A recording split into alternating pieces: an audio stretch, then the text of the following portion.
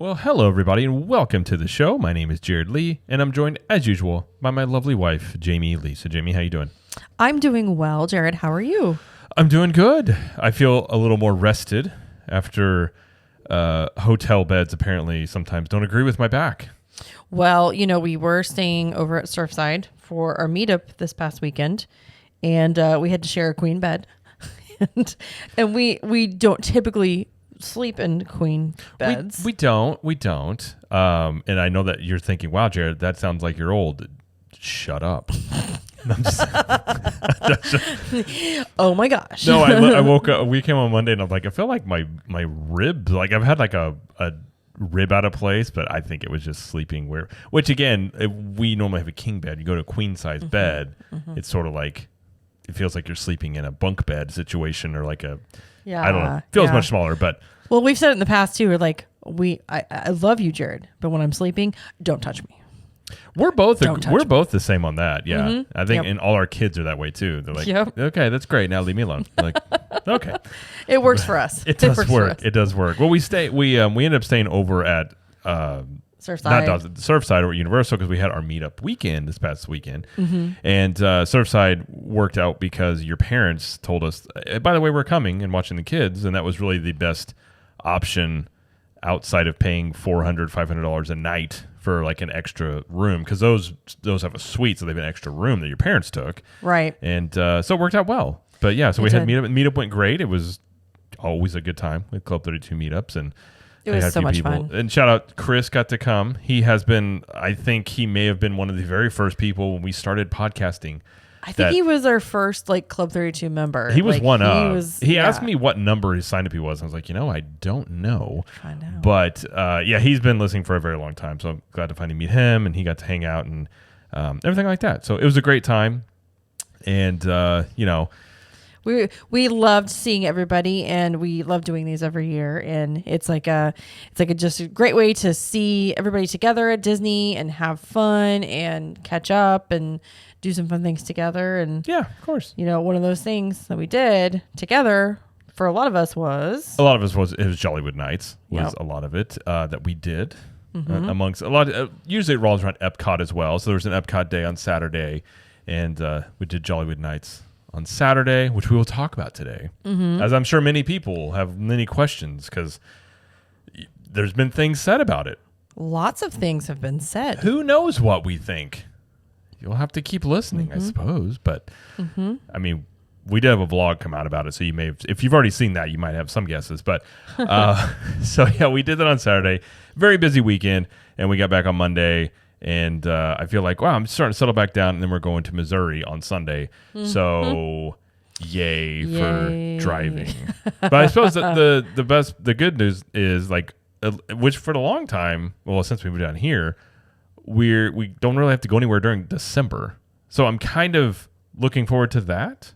Yeah, we're just kind of shifted our Christmas to Thanksgiving time this time, just because we're going to be with our family this month, and then we'll be here for Christmas, and we're going to chill around the holidays, which we never get to do. We don't ever get to do, because usually we leave like the day after, a couple days after Christmas. Right. Which it always means, Christmas always felt rushed a little bit. But this year, your parents are going to come down and be down here for Christmas. Yes. So I'm actually looking forward to that aspect of it. It's just, I suppose anytime you have to travel for 17 hours, it isn't always the most like, wow, I can't wait for that. I suppose, maybe we're good. We've done it before. We have done it before. We're good. Yeah. We're good with it. It's just thinking about doing it again. I'm just like, oh, okay.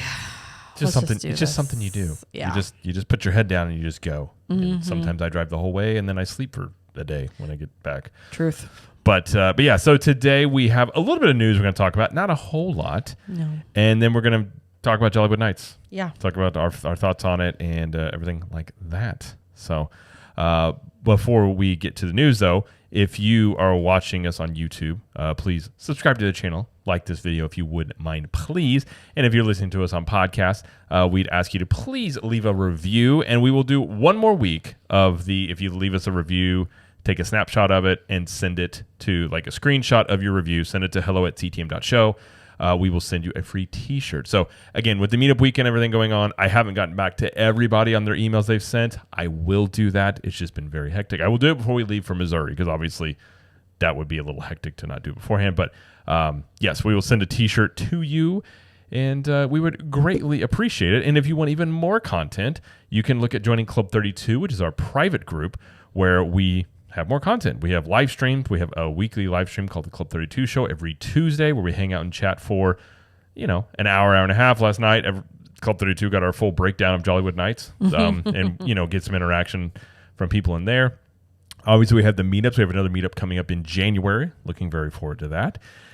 We have the Club 32 Speakeasy. We have a private podcast feed. We have Cool Kids Kitchen, where we make a Disney dish, which usually turns out very well. Sometimes it's not. Either way, it's entertaining.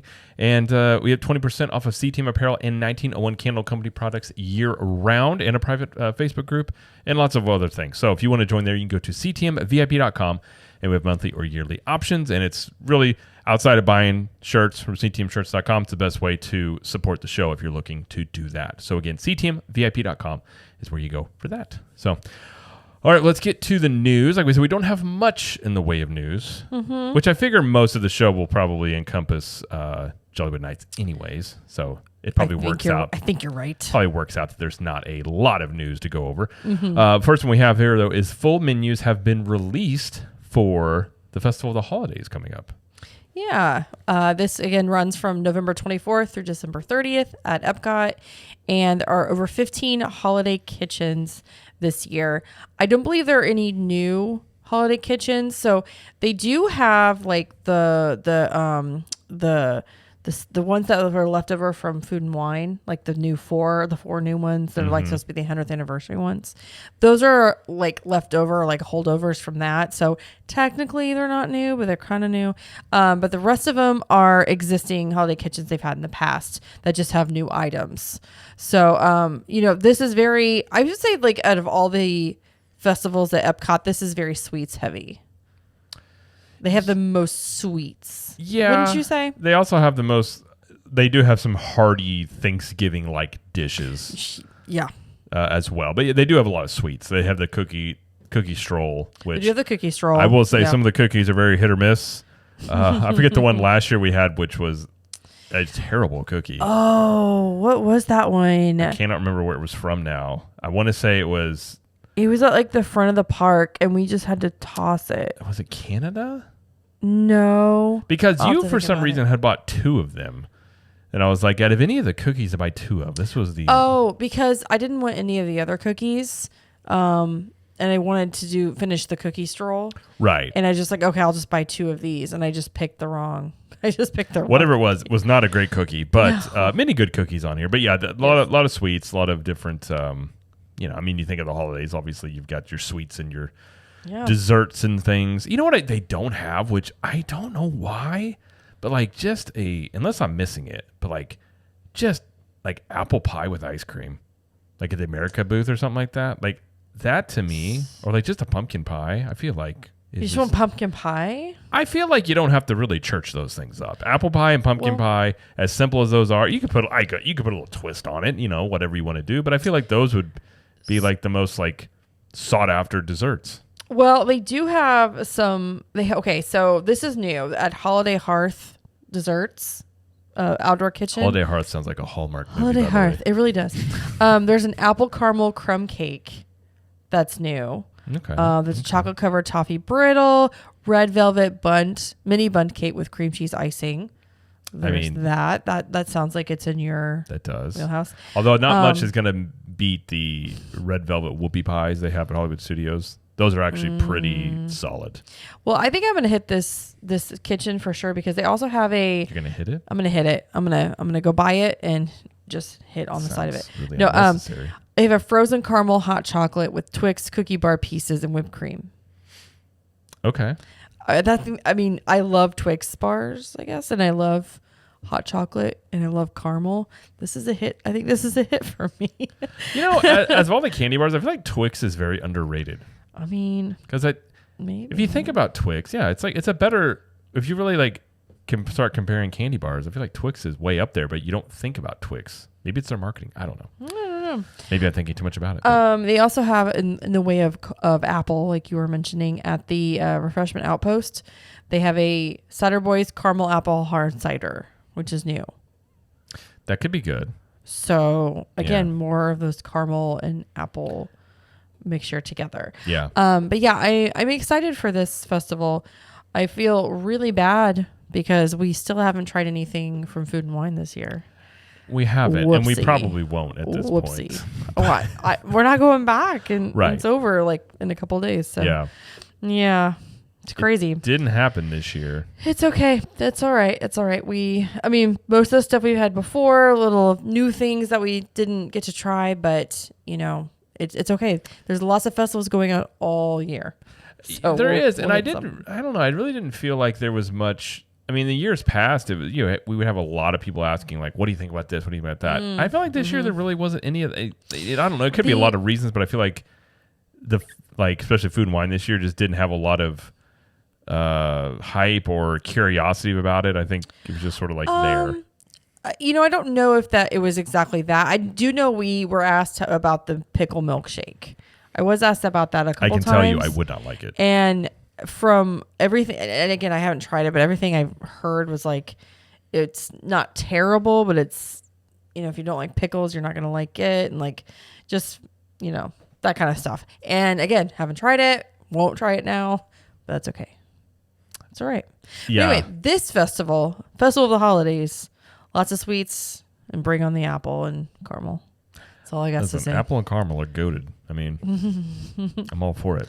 That's all I got to say. All right. Next story we have is an Alice in Wonderland themed party is being held on New Year's Eve.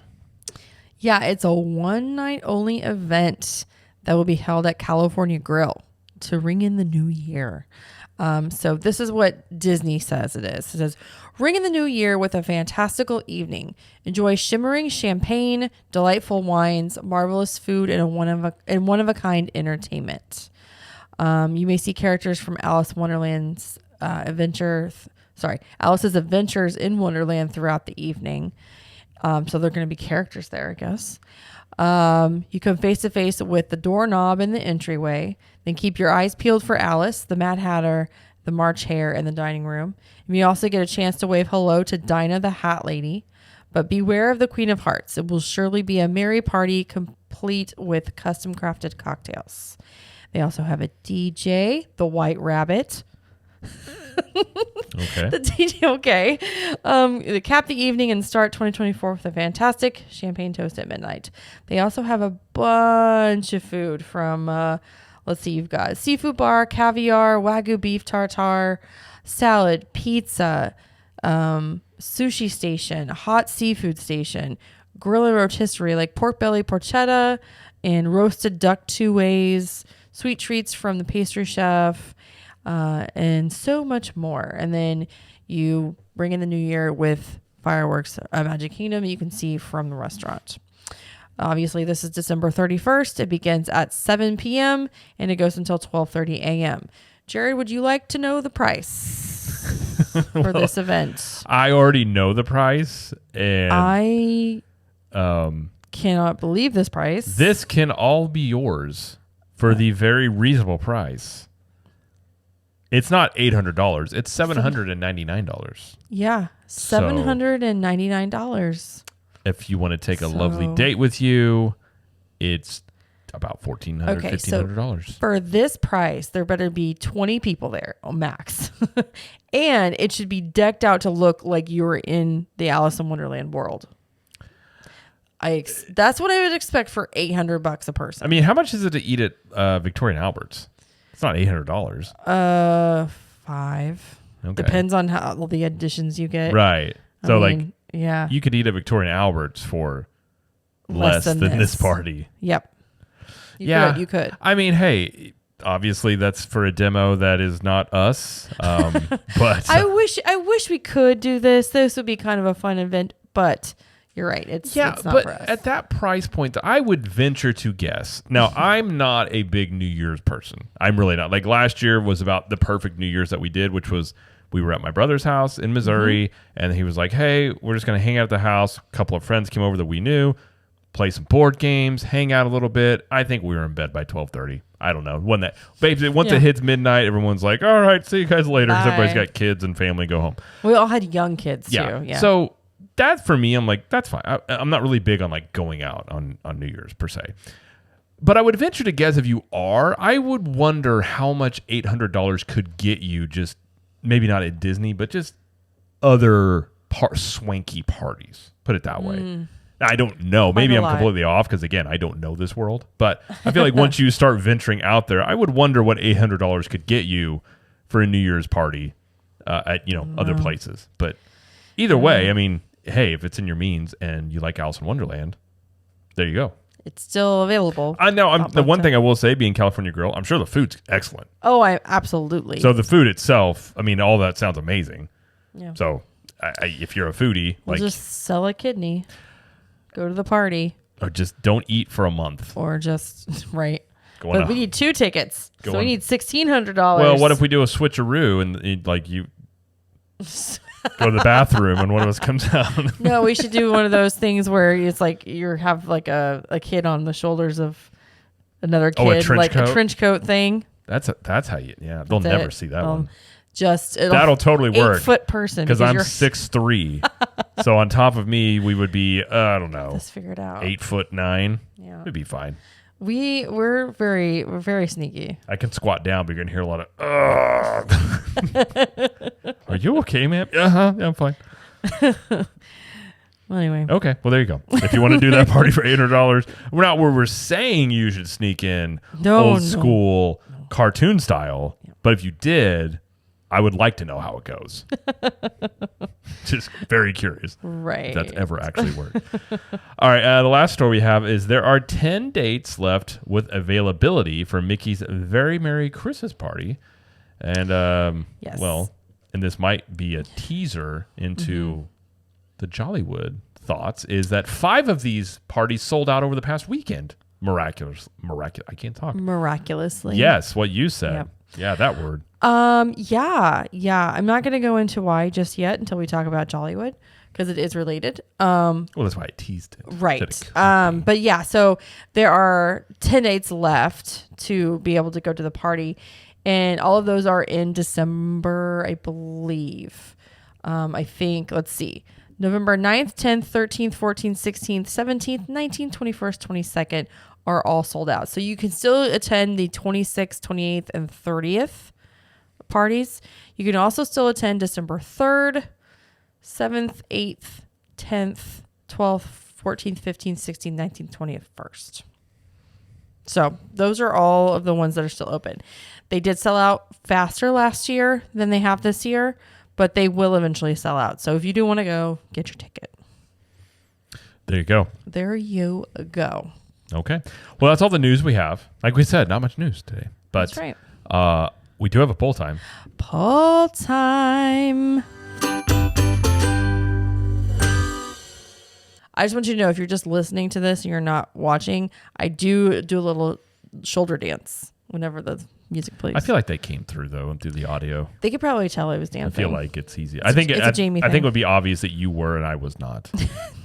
It's not a Jared reaction to shake your shoulders while you're doing that.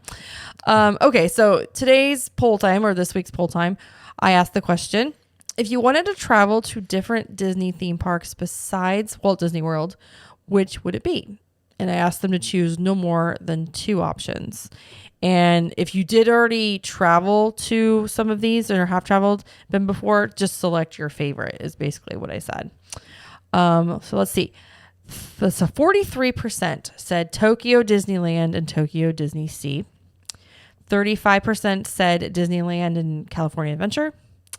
17% said Disneyland Paris and Walt Disney Studios Park. And then Hong Kong Disneyland got 1%. Shanghai Disneyland got 3%. And yeah. So Tokyo wins this one. I mean, that doesn't surprise me at all. Well, honestly, it does a little bit for me. I thought more people would choose Disneyland here over overseas. Although there's a lot of good things that I hear about Tokyo Disneyland and Disney Sea, so I guess I can understand that. I mean, I've heard from many people that have gone that they will say Tokyo Disney is like the best Disney park. Yeah. Like in the world. Yeah. And then, yes, someone said actually going to Tokyo Disneyland in March. Very excited. A lot of people want to go to Paris. I believe just the new stuff that they're getting, like that Frozen Land, Arendelle they're getting. And I've heard that's just the most beautiful park out of all the parks is Tokyo Disney Sea. So from what I've seen, it looks very nice. Yeah. But anyway, so good information there. So thank you everybody for participating in the poll this week. I will have a new poll next week. Yes, said if you want to be part of the next poll time, you can do that in a couple of ways. You can go to the Capture the Magic Facebook community and join there, or you can follow us on Instagram over at Cap the Magic, and Jamie posts those in the stories over there. So you can vote either way or both ways if you would like. So. All right, well, let's get to our discussion topic, our main topic today, which is Disney's Jollywood Nights, and we'll give our thoughts on this. But before what we'll do to start it out, in case there's people listening that don't know what this is or curious about it, we'll talk about what it is. Then we're going to talk about how our night went, sort of what we got to do. In Trip Tales form. Yes. In Trip Tales form, indeed. Play-by-play. Yep. Then we will kind of talk about like the good and the bad. Yeah, well, I mean, we'll give our thoughts. We also have some. So we were there with some Club 32 members as well. So we reached out and asked some of them what they thought. So we got some other perspectives as well to kind of bring this in. But we'll basically go over what it is, what we did, and then our thoughts essentially. So that's how this will go. So the intro here, I guess we'll just start and say Disney Jollywood Nights is a special holiday event that is running on 10 select nights from November 11th through December 16th. The event lasts from 8:30 p.m. to 12:30 a.m., and your event ticket gets you into the park as early as 7. At this event, you will find live entertainment, exclusive food and drinks, special photo pass and magic shots, dance parties, and you may also do most of the park attractions, and the price starts at $159 per person and does go up to $179 per person, depending on the night. We did pay $179 for the first night. So it was more than the least amount. We should stress we paid to go. We did pay. Just saying that will become. We'll talk about why that might why that might be an important distinction later on. And even more so, here's some more things that it says directly on Disney's website about this event. Yeah, it says, Disney Jollywood Nights. This festive season, Disney's Hollywood Studios is hosting a brand new nighttime party. And it talks about you should step into a shimmering holiday scene with dapper decor and themed celebrations where you can dance the night away. Delight in Yuletide entertainment, including live bands, an all-new stage show, and the Jingle Bell, Jingle Bam Nighttime Spectacular.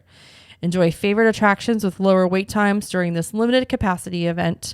Plus, meet some beloved characters for Spirit's season's greetings. I guess as we go through the night, we'll talk about what each of those things actually is. We won't go into it just yet, but that is basically what Disney says it is about, what you'll get to experience and how it's going to be. Yeah. So we just want to lay out there this is, how it's described and all that stuff like that. So we'll start with our experience, like we said, and then we'll go into our final thoughts on it. So we got to the party at about 7:00. It was like 10 till, like, I feel like we walked in right at 7.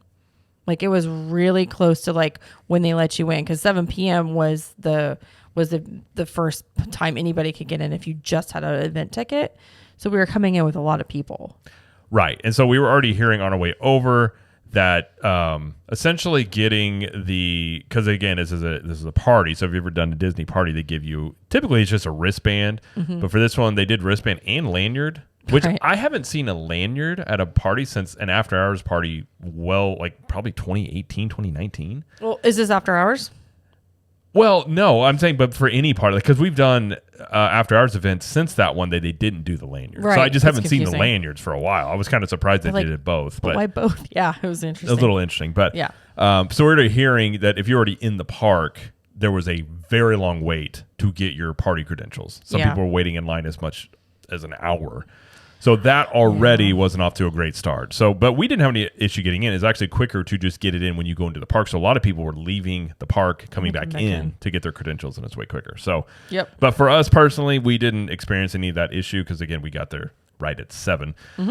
So we got there, and then we met up with, some of our Club 32 friends. And then basically at that point, we were kind of trying to figure out what was going on, like what do we need to do? Because one of the things that Disney did, and we didn't mention in what Disney was saying, is one of the things that a lot of people were looking forward to was this Tip Top Club.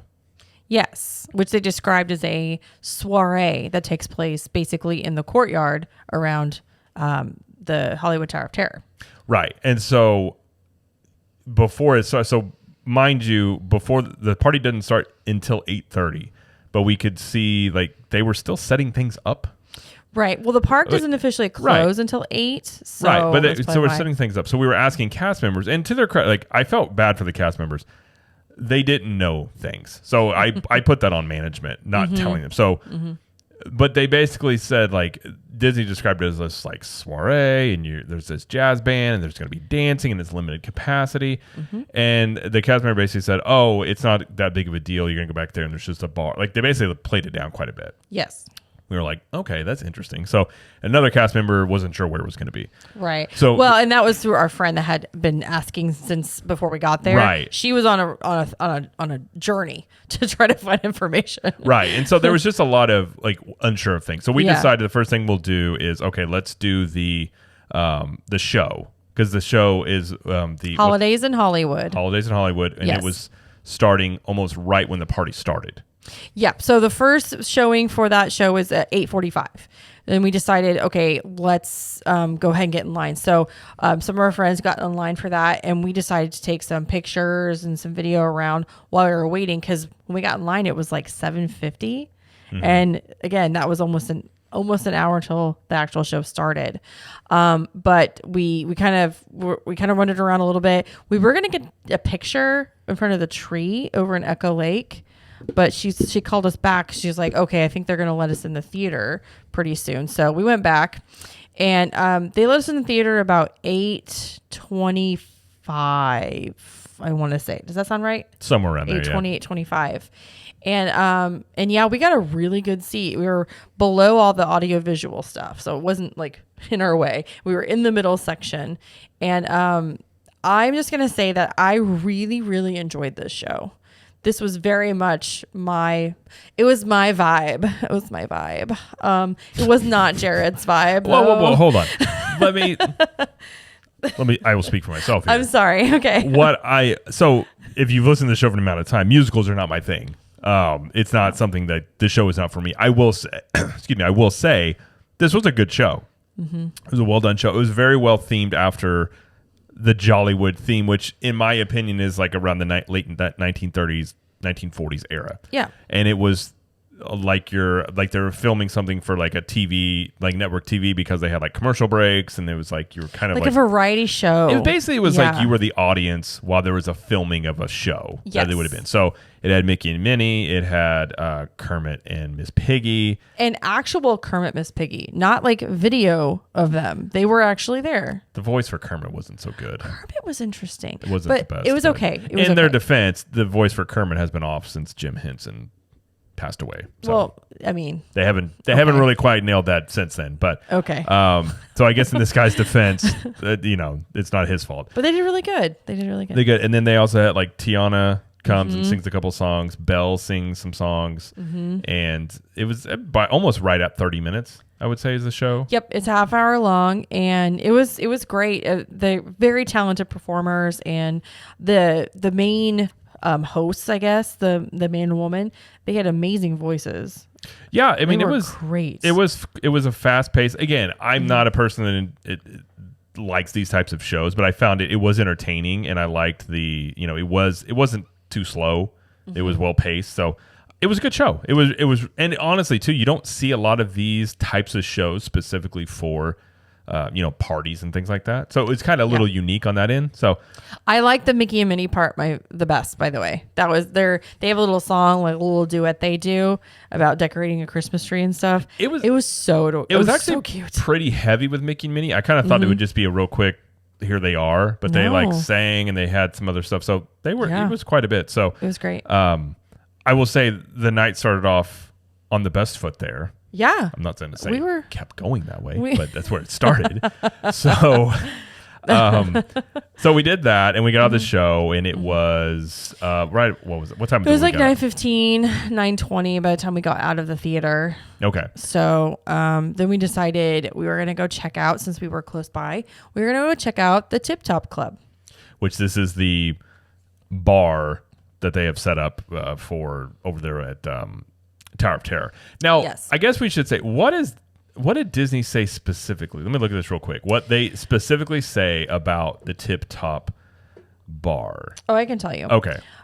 So they say says you are cordially invited to Twilight Soiree at the Tip Top Club, a swing-in celebration in the courtyard at the Hollywood Tower of Terror or Tower Hotel. Here you can sip cocktails and unwind in style while a live band swoons and croons holiday tunes. Capacity is limited.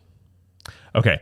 None of that is true. No, I shouldn't say none of that. There was a band back there. There was a band. I don't know how you would dance considering it was shoulder to shoulder and there was no limited capacity. There was nobody doing any of that as far as it was a sea of humanity back there. Mm-hmm. Now the band was good, I will say. They were really good. I enjoyed them. The bar was way in the back and the line, we looked back there and like obviously there's crowds. So you had people coming off of the ride. Uh-huh. You had people walking back there. Yep. And then you had people waiting in line for the bar. Now, the waiting in the line for the bar wrapped all the way into the entrance of that area back there. Like by the bathrooms over there? Yeah. Like before you turn the corner? So I walked back there, and obviously we didn't stay that long because I wasn't going to wait that long. And then you come to find out, too, not only here, but everywhere else around the park, it was all pre-mixed drinks as well. Right. Which I've talked about before, like festivals, like when you see pre-mixed drinks, I typically don't get them because they're not the best. Okay, can you explain why too? Because I don't mind it, but I'm not typically the best. So pre-mixed drink, I mean, typically speaking, when a pre-mixed drink, usually they will be a little bit cheaper, which they were. I did get an old fashioned over there in the market area. It was $9. So typically if you're going to get an old fashioned at Disney, you're going to pay at least $15, $16. The difference being they're much weaker. There's much less alcohol in them, and there's just something about them. Like I don't know what it is. You can taste, at least I can, when something is like a pre-made mix. It just has this different taste. And again, they're made that way it takes time to make drinks. Mm-hmm. So I'm sure they're thinking, okay, we can get this done quicker. You just do that. But at the same time, too, I mean, in my opinion, I don't know if you should really tip somebody when it's a pre-made drink. The whole reason you would tip a bartender is because they're, if you make an old fashioned, there's steps involved, So I don't know if people work, because again, I didn't go up there and do that. But typically, I just don't. And a lot of people will say the same thing. It's just like I don't enjoy pre-mixed drinks on that. Okay, got it. But I have no idea how long this line was. At 45 minutes when we were there. Well, at one point I talked to somebody, and they said they were in line for an hour. Mm-hmm. So it was a very long line to get a drink at this bar back there. Now, there was I didn't see anybody dancing. I don't know how anybody would have danced. It was way too crowded to be able to dance. If that's what they were going for, there was no way that could happen. Like you said, people were exiting the ride, and like literally the band was set up right outside of the gift shop. So you're in this whole sea of people. You're trying to listen to the band. People are coming and going from the bar that's down the pathway, and there's standing tables there too. So it was just it was a little chaotic. Actually, it was a very chaotic, and it was somewhere where I did not want to be because it was so crowded. Well, and also it was really dark back there. So you actually couldn't even, ambiance. Right, but you really couldn't see very well. So I will just say that was disappointing, and we'll talk about a little bit more about this when we talk about our final thoughts. But I really thought this sounded like a really cool thing. I know you were really excited about it. This was one of the things I wanted to do out of two. So, yeah. So that part, and that was like, well, that's disappointing. Okay, so we decided to leave there. I got some footage, and we eventually made our way out of there. Walked down Sunset Boulevard, and there was a line at Fairfax Fair that was at least 45 minutes. So at this point, was so long. I'm realizing there's lines for everything at this point. Yeah. So I don't know what the main thing. I heard there was some topper, then I heard some food items at Fairfax Fair. Popovers. Okay. Popovers, I think, was the thing. Okay. Yeah. We didn't get to try anything there. Yeah. Obviously, because of the lines. Right. So we did that. And then from there, we went to Sunshine Days Bar, which was right off of Sunset Boulevard. Mm-hmm. And that's where I got the sugar cookie martini, which I did enjoy. It's a smaller pour, but it was $11 for that, and it has like sprinkles around it, and it came with like a little sugar cookie on top. Mm-hmm. I enjoyed that. I like dipping it in my little martini, and it was good. It was good. And then one of our friends got a gingerbread spritzer. It was $7.49 for that. Jared tried that one. It wasn't alcoholic. It was just it was drink, zero. but it was fine. Like it was just sort of like a sugar. I don't know, like a sugary soda type drink that had gingerbread a little bit. Sounds great. You know about that? Sugary soda is wonderful. Something like that. Yeah. I guess I should say too, when we were in line for the show, we did try and get on the walk-up list because Brown Derby had a jazzy holidays sort of lounge. Mm-hmm. And this was another thing where so our friend where they were trying to get on the walk-up list didn't get on there, but she said it was a mess because I guess people were anticipating it, and some people never saw it pop up because you're supposed to do it through the app, and a lot of people were mad. So you're already seeing these little inklings early on in the party that things didn't seem very organized, put it that way. Well, and it was kind of confusing because people were it wasn't clear of exactly when this was going to open, because 8:00 is when the virtual queue opened for Rise of the Resistance, which is what they were using during the party. Mm-hmm. But then this wait list opened at 8:15. But they didn't tell anybody that. So you just had to go ask, basically. Ask around and make sure. 8:15 was when that opened. And like you said, it was... Yeah. Yeah, it was just one of the things you had to ask, and they said 8:30, it was 8:15, so there was people upset about that. But so we didn't get a walk-up thing for that. But we did end up going in there later. We just didn't get a walk-up thing right off the bat. So after Sunshine Day Bar, we went and got a magic shot on Hollywood Boulevard. There was 16 of us. Yeah, maybe in a big picture. So that was fun. Yeah. I like that. It was a little, it looks like a Jollywood Nights present. Like we're opening the present and looking in it. That was kind of cool. A little proppy. It was a little proppy. Yes. Yeah, I liked it. This is also the time after this where, I guess that gives you the glimpse of behind the scenes of Jamie and Jared. So we're going into this party, and Jamie had not high heels, but you had heels on. I had era appropriate shoes. Uh-huh. Okay. No, but I guess we should say we did dress up. We dressed up. Jamie had on a very, very nice red dress. It was like a vintage 40s, 50s shorter dress with like poofy skirt. Mm-hmm. Kind of circa, I want to say like Back to the Future 1955 era kind of thing. Yeah, I would say so. But fancy. It was very pretty. Thank you. Pretty. I had on like black suspenders. Fedora. I had a tie, fedora. So I was era appropriate. It was good. I feel like Jamie wanted me to dress up, or she asked me if I was going to. I was like, I will wear what I probably would have worn in that era, given my style. Yes. I think that was appropriate. It was very good. It worked very well for you. So we did dress up. So that was something we should point. So even going in, I said, honey, those shoes are not going to, because Jamie has a really hard time with shoes anyways. Her feet give her issues. And I was like, those shoes, you're not going to be very comfortable. Maybe you should wear these other shoes that we have right here. And I was basically told that no, I was wrong. And I was like, okay. So then at this point, I look over and Jamie's just giving me puppy dog eyes because she's like, will you go get my shoes from the car? And I'm just like, I knew this was going to happen. It's not like I asked you to go back to our hotel half an hour away. Might as well have. I asked you to go back to the car, which was like right out there. And I did. Thank you. I did go. I appreciate to do that. So he brought me my slides. As a loving husband, I walked all the way back. Oh my goodness. Would you like a gold star? Gold stars were okay. What was funny, the security guys, they saw me carrying shoes and the guy just looked at me and laughed. I was just like, they're not for me. And he goes, I didn't think they were. And I'm like, yeah. So that did that. So that took maybe, I'm a fast walker. Oh gosh, it took like no time at all. It was took fine. me 2.5 hours. I appreciate it though. Anyways, I went and got Jamie's shoes. Then Jamie was in line, character greet with Mickey. I had originally gotten in line to see Minnie because they were all in Animation Courtyard and they're all in their movie dress, like movie outfits. Like they had just filmed a movie and then they were taking a break, whatever. So there was Donald and Daisy, and then Goofy was separate from them, and then Mickey and Minnie were separate from that, and Pluto was separate from that, and but they were all in their separate areas, but Mickey and Minnie switched. So I got in line for Minnie, and then halfway through the line, they said, okay, Minnie is gonna, I forgot what they said, but then Mickey's gonna come back out. And I was like, okay. Didn't really want to meet Mickey, especially. I wanted to see Minnie in her pretty dress. That's okay. I got to meet Mickey, and we did a little dancey dance. Dancey dance. You got a picture with him. So that was nice. I liked that. Yeah.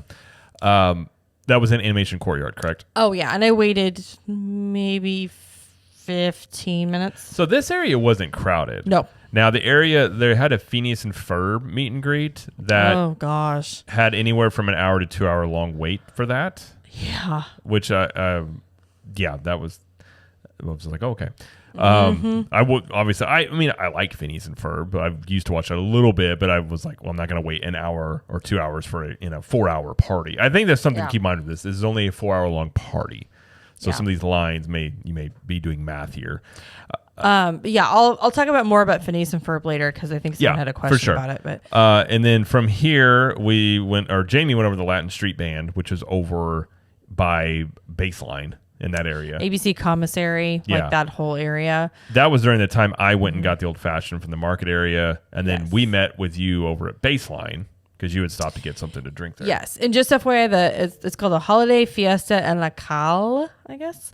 And when I went there were about three people dancing, and the guy was doing the Macarena song. And then the live band that was farther down, kind of right in front of the Sci-Fi restaurant, they were not there. They were like on break. So that was all I saw. And I was like, okay. So the vibe was very fun, but like just nobody was there. Not many people were, as the park, go toward the back of the park, not as many people made their way back there. Right. So that was something like it was not busy back there at all, I will say. But we did chill at Baseline for like half an hour. Yeah, we hung out there for a little bit, and then we went over. There's a robotic arm photo pass that was right by in the Animation Courtyard area. Yeah, I guess we can talk about this. So yeah, it's an interesting thing. So basically, it was a room you go into, and it was a robotic arm that it does a little. I guess you would call it a boomerang kind of. Basically, it takes a motion shot of you doing something. So there was two different ways you could do it. One was a motion capture. The other one was like sort of like a zoom in feature. You would choose, and then I believe it was 15 seconds it had to go on for. Is that how long it was? I believe. Okay. So you would go up there and tell them what you wanted to do, and they would tell you, like, they had a girl running the screen. I guess it would do the thing, and then if it was good, they'd tell you, okay, it's good. If it messed up, they'd have you do it again. Yeah. So the guy would sit there and tell you, like, keep going, and you had to mark a spot. So but yeah, it was this robotic arm that would twist and turn and pull back and go forward and do these things. And if you look at the vlog on our YouTube channel, like I put it in there of Jamie did one. Jamie and I did one, then Jamie did one with some of the girls from Club 32, where it's like, it kind of goes to what it does. Yeah. I don't know how much. I mean, what did you think about it? I guess. Oh, I thought it was so fun because when you look back at it, it's just a different way than just doing a regular video. Like, it speeds up, slows down, moves different directions, different angles, then it goes upside down and twists, and it's a very cool thing. I really liked it. I like that they give you examples on the screen behind you. You could see, like, okay, this is what they did. Here's an example of what you could do, so we could kind of figure it out. But like, we twirled. You twirled me. Yes, which was fun. Well, it's a unique thing. I couldn't help but think. So it was in a room, and I think it's in the room where they normally have the Disney Junior Dance Party. Yes, it was. So there was a bunch of higher ups back there. Yeah. Watching. Yeah. I can't help but think this is almost like a test run for something that could basically replace like the PhotoPass photographers. That was kind of my initial thought of it, or at least in certain areas, because it was a cool feature, but it obviously could just take a normal picture. Yeah. But it could do other things as well. So it was neat. I didn't really anticipate that being there, and it's something I wonder if this makes its way, outside of just a party and other things. It's just a robotic arm with a camera on the end of it. Mm-hmm. So you would just have somebody running it to take the picture, which could be more efficient. I'm not really sure which one's more efficient, but I wouldn't be surprised if it makes its way, into the parks going forward. It might. But so from here, what time was it when we got done with this? We got done with this about 11:35, 11:40. Okay. Yeah. Party goes on to 12:30. So after this, we went over to the Jazzy Holidays over at the Brown Derby. Yeah, when I was walking to the Latin Street Band area earlier, I had just checked to see if the wait list was open for Brown Derby, and it was. And I grabbed it, and it said it was about an hour wait, and we waited about an hour before they called us. Well, and apparently one of the issues that people didn't know about this. So if you are going to go here and do this, if it was like a party of 4, it would let you do, but a party of 5, it was just saying it was nothing available, even Correct. if there was. So yes. It has to be 4 or less to do this. So if you at least at that time. Could be different, but yes. So apparently, if you had a party of 5 or 6, you had to have one person make a reservation for 4, another person make a reservation for the other ones. So that apparently was the issue. So we went over here to Brown Derby, and what was this talk? What did Disney say about this lounge? All right, so Jazzy Holidays, the Hollywood Brown Derby. During Disney Jollywood Nights, this iconic restaurant transforms into a smooth jazz joint where you can enjoy holiday music, craft cocktails, and an exclusive menu of light bites in a sophisticated setting. The capacity is limited. I think technically that's accurate. I will say the Christmas decor was a single wreath in front of the piano jazz player. Mm-hmm. They did sing. He was playing jazz music, and he was a talented guy. Yeah. But they played a Christmas song like one every 6 songs? Something like that. It was mostly just jazz music. Mm-hmm. So the interior of Brown Derby was really nothing in there Christmassy, which I was underwhelmed by. When we first walked in, I was like, oh, because I'm not sure what I expected, to be honest. Like I'm going to be very honest. I am really not sure what I expected, but I didn't expect what we got. Yeah. Does that make sense? No, for sure. I think I was expecting, more than just a wreath or a thing laid out in front of a piano. I'll put it that way. Yeah. Now I don't know the Brown Derby menu that well. Was there? I think some of the drinks were unique to the party, but I think the food was pretty standard because I know those sliders we've had before. I know, like I think a lot of the food items were from like their regular menu. I don't know if all of them were. Yeah, I don't know which one was and what wasn't. But. Yeah, but like we tried a couple items. We tried the Derby sliders, which was bison and something else. Bison and pork belly. Is that what it was? Okay. Believe, yeah. It was like $14. And then one of the friends we were with, she got the pork belly bao, which was actually, those are really pretty good. I actually like those. They were like $11, $12 or something like that. And then I just got a virgin margarita because I was like, it's almost midnight. I don't want to be drinking. So I just got something small. And I don't think you had anything there. I had a bite of one of your sliders. That's right. I mean, I've had the sliders before. I feel like when I had them last time, they were better. They're fine. Like, there's nothing. I was not impressed with the sliders at all. I did not think they were very good at all. They were dry and kind of undercooked. They were definitely undercooked. So they were definitely. Now I didn't mind that. I'm not a fan. I didn't mind that personally, but I did. Right. I know you don't like things undercooked, and that's something that And I agree. I think the last time I had the sliders, I thought they were much better. So I don't know which way they're normally served, but it was later too, so maybe the kitchen was tired. I don't know. The kitchen was tired. they were tired, but right. We hung there for a little bit, and the guy playing the piano, he was good. He was fine. He was fine. Again, I thought there would be much more of a Christmas vibe in here, and I just didn't really get that in here. Agreed. So, I agree with that statement. So while we were in here, it started raining outside. So Jingle Bell Jingle Bam was the finale they talked about. The fireworks show. Yeah. Now, if you remember correctly, Jingle Bell Jingle Bam was a fireworks show that and I say fireworks show lightly. it does have fireworks, but it's not like a heavy centric fireworks show. Lots of lasers. A lot of lasers. Lots of projections. Lots of laser beams. And, lasers. So that was the headlining thing, which I felt from the get-go, I was like, that's an odd thing to make the headlining thing for this event party, because like you used to be able to see this every single night. And I remember it. Yeah. It's an okay show. It's nothing, in my opinion, it's nothing amazing. So that was going on. It was raining, so we were kind of like under the canopy thing for Brown Derby, watched some of it. And then since we had seen it before, it was 12:30 at night, and we were just like, okay, let's go ahead and go. So that's kind of when we left, was then.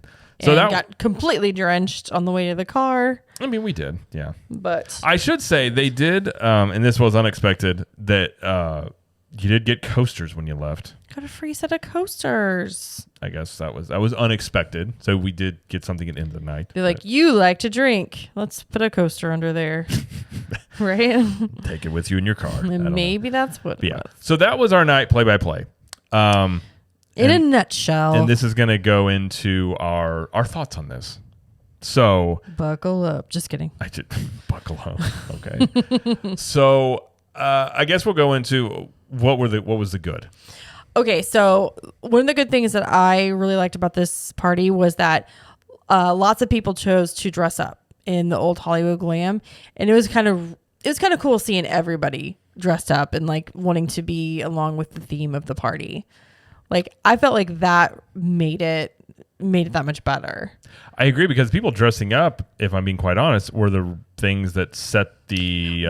We're talking about the good right now. Okay. This is the good. Okay, I agree. Okay, fine. I will say that. I agree. The people dressing up was really cool. Yes. I agree. Yes. Agreed. It was great. I suppose the other one would be, if you wanted to ride attractions, you had very low wait on attractions. Yes. I mean, there were like walk-ons to everything. Some of the people we were with, they spent most of their party. They treated it as an after hours and rode everything that was open. Now, Rise of the Resistance did go down for quite a while during the party, so that's not so great. But everything else was open and running, and just a walk-on.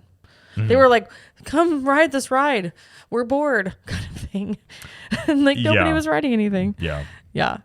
That's true. Also, you had PhotoPass downloads that were included with the event ticket. So any of the pictures you took, that was included with your ticket. So you didn't have to have starting at 8:30.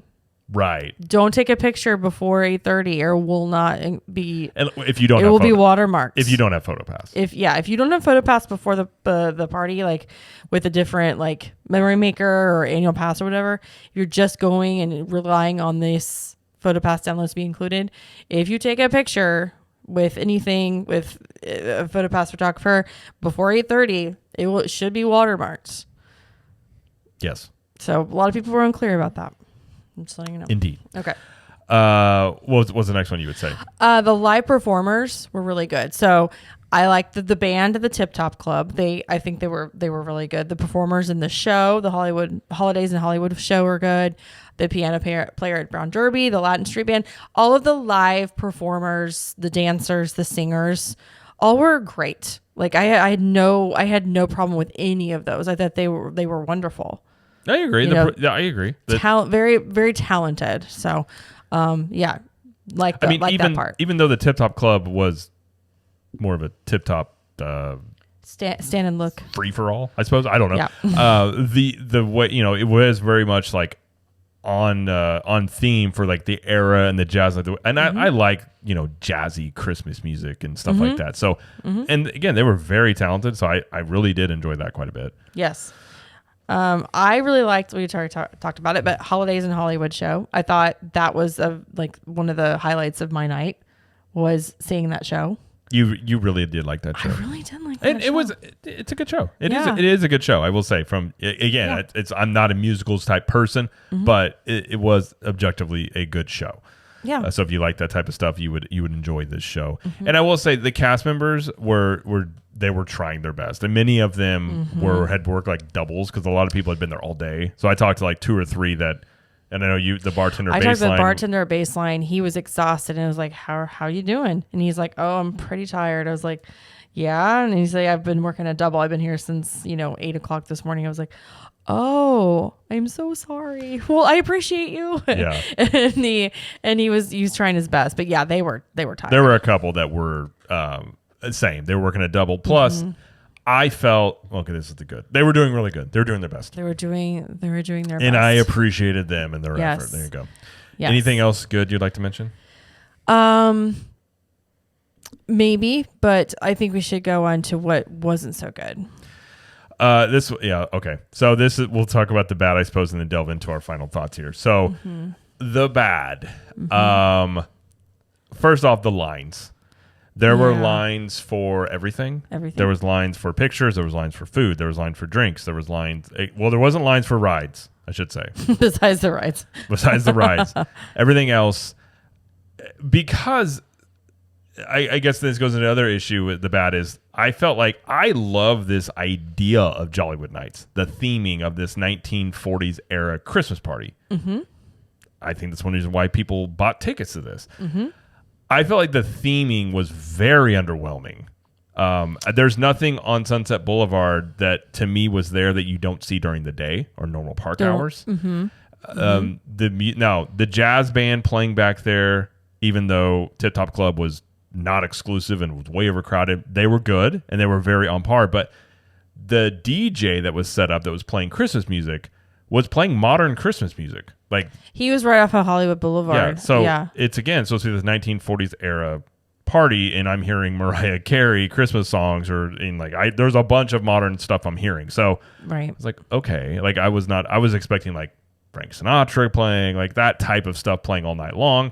That was not the case. But lots of lines and it was so concentrated on the front of the park because that's the area of the park that is most themed to this party. Right. Well, yeah, that's Sunset Boulevard is straight out of Old Hollywood. Right. And so I think one reason why a lot of people didn't go toward the back of the park was most of the party features were based toward the front. Right. And so in my opinion, there was not enough stuff there wasn't enough to spread people out. I'll put it that way.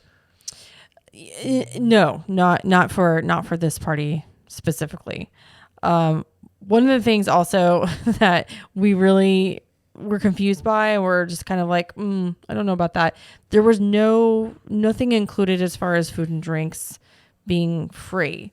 So with Mickey's Very Merry Christmas Party, you get free cookies, hot chocolate, eggnog, cider, etc. With Mickey's Necessary Halloween Party, you get the candy that's included. Even in after hours events, you get free popcorn and Mickey bars, soda, water, unlimited. Like that's all included. And with this event, there was nothing. There's nothing included. Like everything was an upcharge. You were forced to spend money in order to have a good time, in my opinion. Well, and when this thing was, we talked about on the show when this was announced a month or so, however long this was announced, I remember saying nothing is included with this. Right. I remember you saying it. Like I love the idea of this, but I was like, this is odd because any other party Disney throws or after hours, something is included.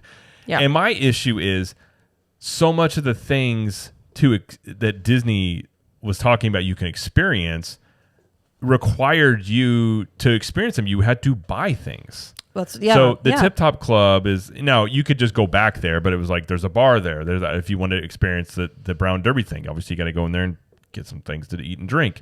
All the food stuff was around. You had to obviously buy drinks. So to really experience the party, you had to purchase things. Where that's not necessarily the case when you go to, let's say, the Christmas party. You get complimentary, like you were saying, complimentary cookies and eggnog and hot chocolate and different things like that.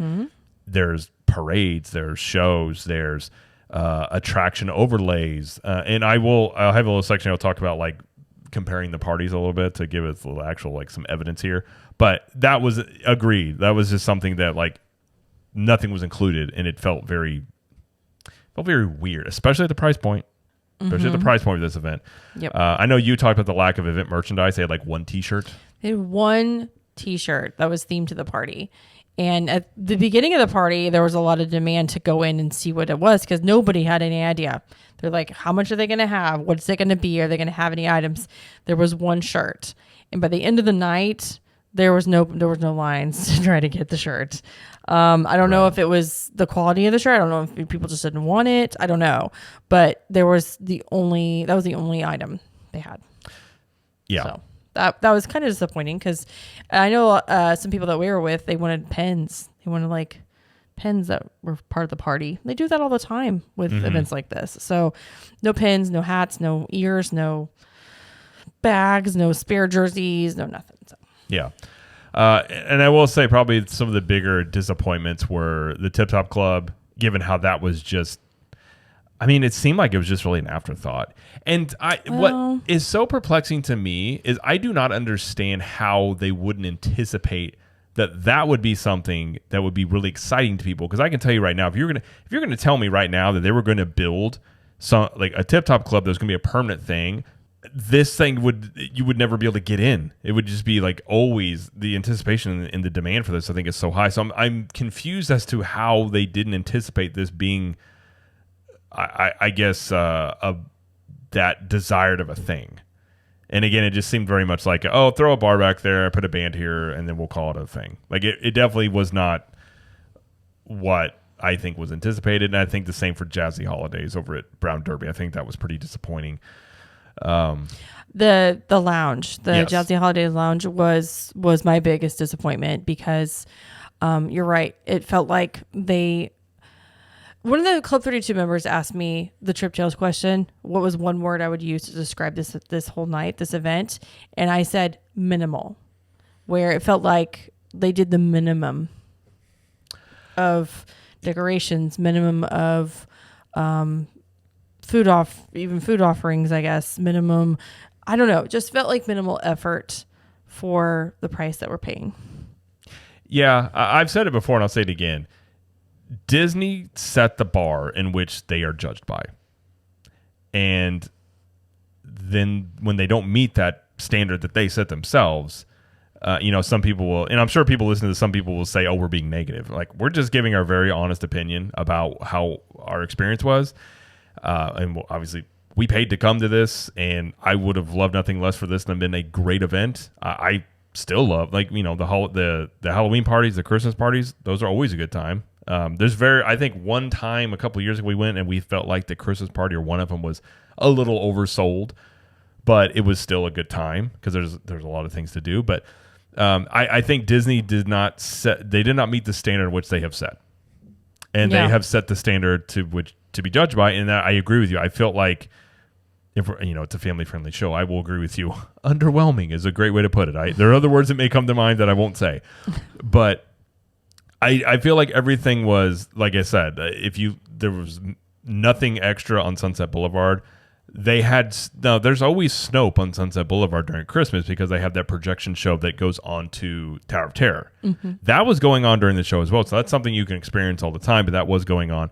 They did have Snope going down Hollywood Boulevard. Mm-hmm. They did have that. That's not normally a thing that I don't think unless they change it to this year, that it normally goes on that road. So they did add that. But I just felt overall, I love the idea of it. It just in execution was fell very short. I feel like there weren't enough characters. I feel like there needed to be more things to spread people around. And Hollywood Studios does have a problem in that it is a park of dead ends. That is kind of its problem. Whereas like a Magic Kingdom, there's a better park flow. People can kind of flow around that thing where and a lot of people didn't even make it back toward Galaxy's Edge. I know Brooke McDonald, who's a media person, said she went back to Oga's Cantina and there was literally nobody in there. And it was dead. Fully staffed. And she went in and had a drink, or I don't know what she did in there. But people were not going around. So this wasn't being treated as an after-hours event. In most people's minds, I think, I know some people were trying to say this wasn't classified as a party necessarily. I saw some people on social media saying this. I mean, Disney literally says in the description, it is a party. I mean, it says on the front line there, it is a party. It is not an after-hours event as they marketed the other ones. Right. So I think for a lot of people, when they think party, you're not thinking rides, you're thinking party stuff. Mm-hmm. I think after-hours events, yes, you're thinking ride. After-hour events are all about rides. Mm-hmm. No waits or low waits. You get some of the free stuff, you just eat them real quick, and you keep riding stuff. That's the main purpose of an after-hours. A party, Think of a Halloween party, Christmas party, stuff like that. I guess now we didn't do the Nightmare Before Christmas show. We didn't skip it. We're not Nightmare Before Christmas people, but I felt like that show didn't also fit the theme.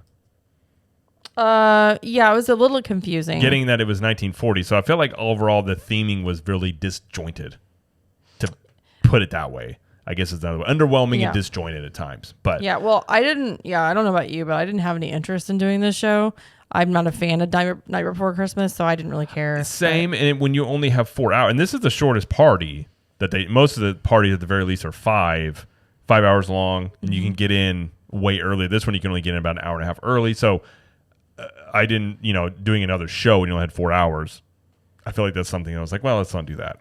So that's another thing. But okay, let's move on and talk about some questions. You want to talk about questions or Club 32 first? Oh, let's do Club 32 opinions. Okay. So we got some, like we said, we went with some Club 32 members, and just to give everyone some perspective of what now this is their own words, what they thought about the event. So yes. Not just us. But. So Martino said, I thought that it lacked any exciting theming or anything that made it worth the extra money to go. There were no freebies outside the coaster, and honestly, I'd have preferred free food or drink. It felt as though I would pay to get the opportunity to pay more. The lines for the special food and drink were ridiculously long and ate up most of the night. On the bright side, the stage show was amazing, and the food I did try was good for the most part. If you're a ride person, this was your event to be at. Seemed as if most stuff was walk-on. Overall, it felt like a disorganized cash grab, and I hope they take that feedback seriously. Just go to the Christmas party instead, in my opinion. Yeah. So that's the other thing he reminded me, because he and I had this conversation. Mm-hmm. I suppose this party is one way to put it, is on the giving Disney, let's say, best case and worst case scenarios. Best case scenario, Disney just was not prepared for whatever reason. Whether that's a budget, whatever. But again, they've thrown many, many parties before. You would think they have this down pretty pat, but whatever. They fell short this time, and they tried their best. It didn't work out. Worst case scenario, and I agree with them to an extent there, it kind of feels like a cash grab, a little cash grabby, in that it was just minimal everything. And so it depends on how you want to look at it. And I that wasn't the only time I heard that phrase, talking to people at the party. Because again, you're paying to come here. Like he said, it felt like you had, quote, the privilege to pay and then come pay for more. And that's kind of I would agree with that sentiment a little bit. And others were kind of echoing what he was saying too. But Sarah, his wife, she said, I agree with what everyone has said. Also, if Disney had tried harder to implement mobile ordering during the event, I think a lot of these issues could have been avoided. In the 4 hours of the event, I only got to try 3 of the food and drink items I had on my list. No mobile ordering capability at all. I think that would have helped crowds. Agreed. Also would have helped. I don't know why they put the Jingle Bell Jingle Bam at the end of the night. Why not put it in the middle, like 11 o'clock or 10:30? I don't know. And it seemed like they were using that as like sort of like this grand end cap, like, and stay for the whole thing, and then you get to see that. It's a show that again used to be nightly. So I don't know. Yeah. So that I'd rather have spent the money on a Christmas party ticket, much more bang for your buck. Let's see. What are you gonna say? I'll get to my final thoughts, but I don't disagree with that. Chris said from the beginning it was mismanaged. Cast members had no idea what was going on 1 hour before the start. Then we were misled by a supervisor about the Tower of Terror bar. The show was great, professionally done, but unless you were there to ride rides that were pretty much all walk-ons, this was pretty disappointing. Completely not worth the money. They should have been priced under $100, especially considering you got 0 snacks or drinks. Disney doesn't pay a dime for water or soda from Coca-Cola. They couldn't have at least given people soda and water. How about a Mickey bar?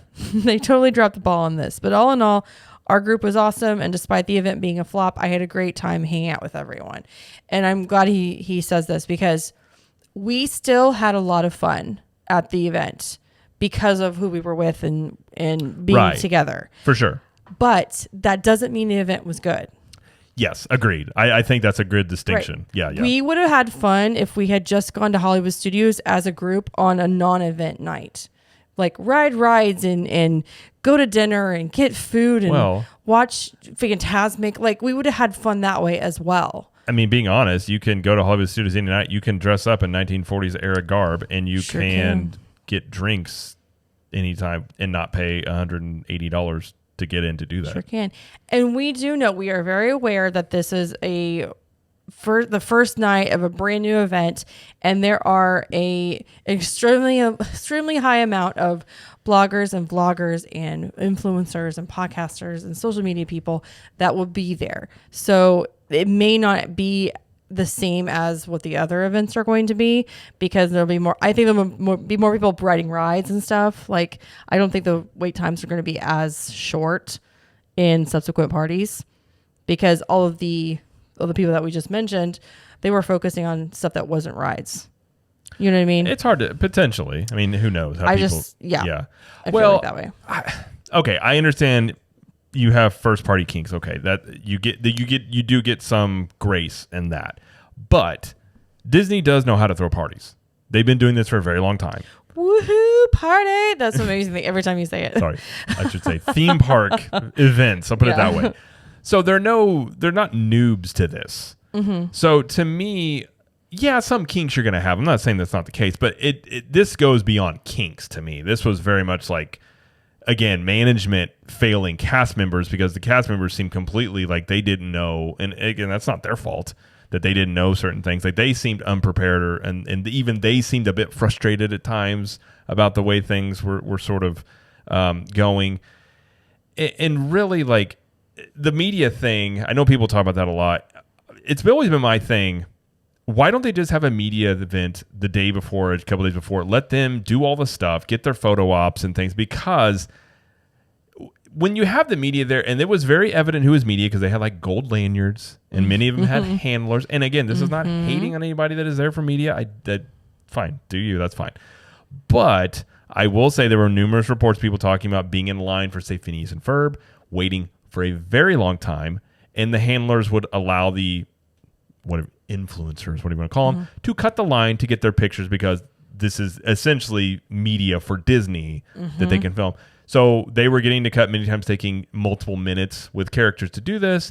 And then when it started raining in the night, they took the characters away, and many people didn't get to meet the characters that were waiting a very long time to do so. So it creates this sort of caste system where, well, Disney values these people over these people, even though these people paid. But you could avoid all of that and just have it a separate night. And they used to do these things. Allow your media people to go in there. They get early access, get their pictures. They can hype it up for you if they want to, but you don't have this this animosity perhaps from people seeing like, oh, these people are getting special treatment and I'm not. Right. And at the same time too, it's like, is Disney also accounting for the media people in the total amount of guests in there? Because it almost seems like maybe they weren't, and that's why it would seem so crowded as well. But that's something I think in future events for anything that maybe Disney should look at doing. Yeah. Because I don't think that's a good look when you've got, again, this is not any hate toward people that have media passes. It's just, how does the everyday guest that doesn't know who these people are or know that they're, whatever, I don't think that probably sits too well with them. Right. Yeah. Should we move on to the questions now that Sure. people had? Yeah. Okay, so I put a question box up on our stories on Instagram and just asked if anybody had any questions about the party. So I'm just going to address some of them. So it says, when do Phineas and Ferb come out? Tips on seeing them. So we saw people lining up before 7:00. They meet in the Echo Lake area by the Christmas tree over there. Yeah. And there was already an hour-long wait at like 7:30. I mean, my guess would be, if that's who you want, I don't know if they made the line known beforehand to the people, but I would say get in line very early. Yeah. I mean. Yeah. Like, if you get there at 7, go get in line. Yeah. For sure. Yeah. Because they don't come out until the party starts. Yeah. So there's that. So that's Phineas and Ferb. So is it better to go on rides when the lines are short or go to the shows? It looked difficult to do both. You can do both. You can't do like all the rides and then everything that the event has to offer. I don't think that's realistic. One of our Club 32 members, Lindsay, and her husband, Will, they actually spent about an hour and a half riding rides at the beginning of the party. And then they did, I think they did the Muppet Show and like something else, and they were happy. They were happy with how they did it. Yeah, I think if you treat this as an after hours, at least from our experience, you're better off treating it that way versus like a Christmas party. Yeah, I think so. It says, how late was regular dining open before the party started? Like 50s prime time, Woody's, etc. So the park closes at 8. At least it did on the night we went, and the party started at 8:30. So I believe you could place your last mobile order for Woody's at like 7:30. As far as like the sit down restaurants, I think they were closing at 8 as well. So there's none after 8 o'clock. So I hope that helps you. I heard the Skyliner closed, and that caught some people off guard. How were the buses at the end? We drove, but we had some people that took buses, and they said it was okay. I don't think it was horrible, but it did. Again, it depends. I mean, I'm sure if you stayed for the entire Jingle Bell Jingle Bam, there might have been a little bit of a rush there at the end. But typically, at the end of the night for these things, they do allocate extra buses to these areas that they're ready you're not for sitting it. there forever, especially that late. Because again, it's like 12:30 at night. There's nowhere else those buses really need to be other than Disney Springs. So that that's true. Typically, they move pretty quick. Yeah, the Skyliner will shut down at 9:30 on party days. So unless you're leaving real early, you won't be able to take the Skyliner back. Let's see. Are all rides available during the party? I believe most are. So like some of the regular park meet and greets aren't going. I think all of them actually. Indiana Jones is closed. The Disney Junior Dance Party is closed. All the Toy Story rides are open. Rise is open. Smuggler's Run, Mickey and Minnie's. The Racing Academy is closed. Rock and Roller Coaster is open. Tower of Terror is open. I don't know if I'm forgetting any, but there's just there's maybe like 10. Yeah, I think there were about 10 attractions. Does that sound right? Yeah. Okay. So there's that. And then how was the Muppet Show? And overall, would you do Jollywood Nights again? If so, how soon? So I guess we can talk about that as our last thing. Is it worth it? Would we do it again? Etc. Okay. You want me to go first? Sure. Like we said before, the Muppet Show is really good. So especially if you like those types of shows. Is it worth it? In its current iteration, no. I can't in good conscience say like I think it's worth going to this.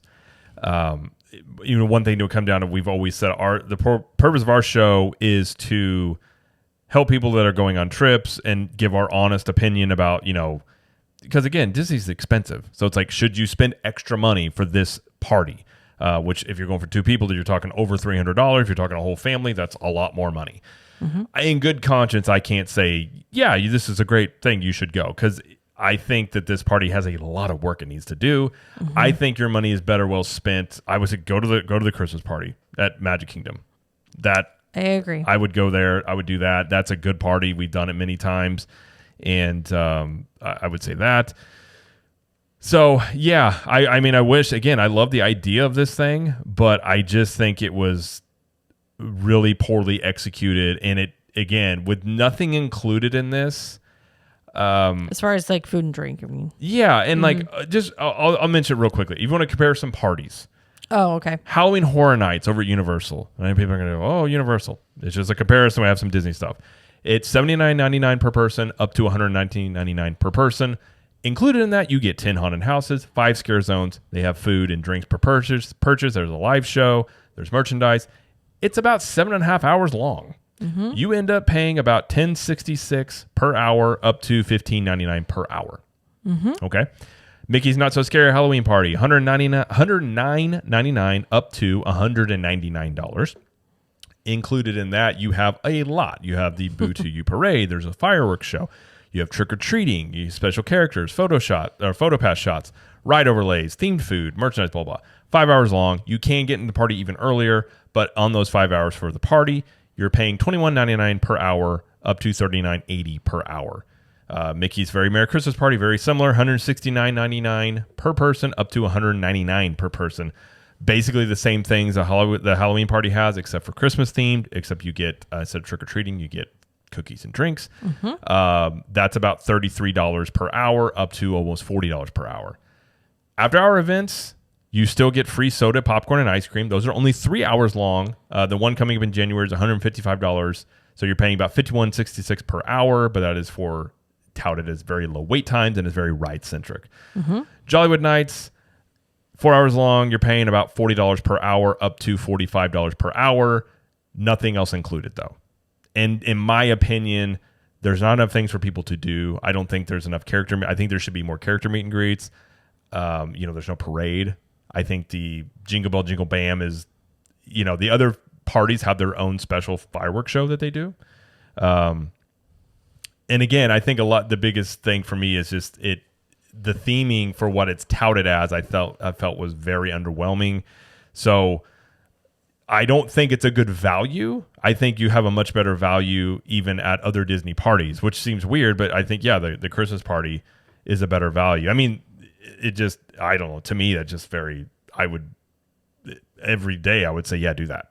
Especially with kids. I don't think kids would enjoy Jollywood Nights. I guess we should address that. So as children, as far as this goes, it is not marketed as an adult event. It's all ages, but all the stuff that they had talked about in it is more centered, I guess, geared toward adults. For sure. So kids can attend, but because it goes so late and because of the nature of the party, I don't know.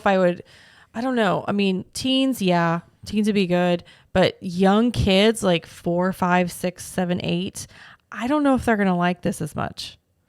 I mean, again, a lot of this is touted as food options, very food heavy. Food and drink heavy, so, yeah. And again, like do something like the dessert parties. The dessert parties do this where there's food included. It's like, you can make things where people can get it as part of the event and still buy extra things. I mean, look, again, Halloween and Christmas parties, they give you stuff, but they still have food that you can purchase. So, So I would say, that's my thoughts. I would not recommend it. I would say go to the Christmas party at Magic Kingdom, and maybe, I don't think, in my honest opinion, I don't think they're going to tweak it much this year. Maybe some small things. I hope they listen to feedback. And I don't know if you need to rework it from the ground up, but I think you definitely need to rework this party. I'll put it that way. So, would you like to know what I was going to say? What would you? I just want to get my final thoughts out there. Said all of that. I'm sorry. What did you think? Okay, so I think that is it worth it? Not as it is right now. As what we attended this last event, I don't think it's worth it. However, I think that first night, I'll call it first night jitters. First night jitters is what happened for a lot of this. But there do need to be some changes that are made. Like Jared said, I don't know how much is going to be changed before the next party. Probably not a lot. But maybe next year they'll kind of revamp it and add some more things, change some things. That'd be great.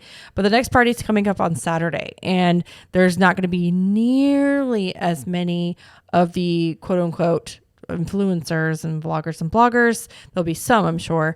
But it won't be any media event as well. So I think it'll be more closer to what the party is supposed to be. So I'm curious to see what the lines look like. I'll be curious to see if attractions are really busy. I'll be curious to see if some of the things that they could fix, that was a major complaint, like only having one place to get your wristband inside the park, like that kind of thing. I want to see those things be addressed now. So I'm not going to say that that doesn't have any value until we see more of these parties go through. For the event, like I said, for the event that we attended, how we experienced it, what we saw, it was not worth the money. I still had a great time with my husband and my friends. Yes, agreed. I still had a great time, but it wasn't because of the things that were offered at the party. Well, sadly, it's kind of like going to a bad movie. Like, you can go to a bad movie and still have a really good time because you're there with your friends, and you went and had dinner, and you went and got dessert, and you're like, we had a great night. Would you recommend the movie? Oh no, the movie was terrible. Yeah. Like, I did like the show. I did like. I'm not saying the movie. Yeah. What I'm trying to say is, like, you can have the center focus of your outing be around something that's not good and still have a good time. Yeah. So just at the party itself. And I agree with what you're saying. I mean, I think I do think some of those little things, like how you get the bands and the credentials, that's more of an easier fix they can do. I am curious to see how the rest of it goes, but we can only judge it off what we experience, like we said. And to me, the issue I think I have with it being, first night jitters, and I agree there are some things that are first night jitters, but that's also the most expensive party is the first night. So if there are first night jitters, that should be a cheaper party. Or if you've got all these media people coming, it shouldn't be the most expensive night because I don't think I think they're selling the amount of tickets they always sell, and then they added on the amount of media people coming on top of it. Mm-hmm. So, and again, we've already talked about that. So, yeah. So, I mean, hopefully they learn from this. And, obviously we're not the only ones that have had these sorts of thoughts on this party. And again, I will say again, I still love the idea of this party. If they can do this well, I think this could be a really big success. I don't think it started off very well. I think they have an uphill battle against the negative. Well, yeah, the word of mouth has gotten out, but hopefully they listen to it and they listen to the guest feedback and things like that. So but again, at the very least, they do a good Christmas party. Go do that one for now. And that's part of the reason why we saw a huge uptick in sold out parties over the weekend, because people were looking at the reviews and seeing, oh, Jollywood, not what I expected. I'm going to call and switch to Mickey's Very Merry Christmas Party. Yeah. We talked to a couple people that did that. Yeah. Yeah. I wasn't surprised to see that either. So this is what it is. But anyway, we have talked so much about this party. I think I'm talked out about it. Me too. Nothing else. Yeah. Nothing much else to say. All right. I guess if anybody has any questions, go to Capture Magic Facebook community, join Club 32, or message us on social media. But yeah. So we do have a vlog about this. You go to the YouTube channel at Captain Magic, and you can watch our kind of go with us on our night. Basically what we talked about, what we did, but you can get some firsthand experience. You can see that robotic arm thing, some of that stuff like that. So you can see that there. And of course, if you want even more content, follow us on our other shows. We have the CTM Universal show. We talk about Universal Studios. That is twice a month. That's on this feed and its own feed. Jamie has Strip Tales, which she has a new one coming out pretty soon. Monday. And that's, so it's a great show if you want some firsthand insight from people that have just gone on trips. And of course, if you want even more content, Club 32, CTMVIP.com, and be sure to follow us on social media. It's at Captain Magic everywhere except for TikTok, where it's at Capture the Magic. And so I think that's it. So thank you everybody for listening and or watching. And thank you, Jamie, for joining us. Thank you. And as Jamie always likes to say, we will see you in the parks. Bye.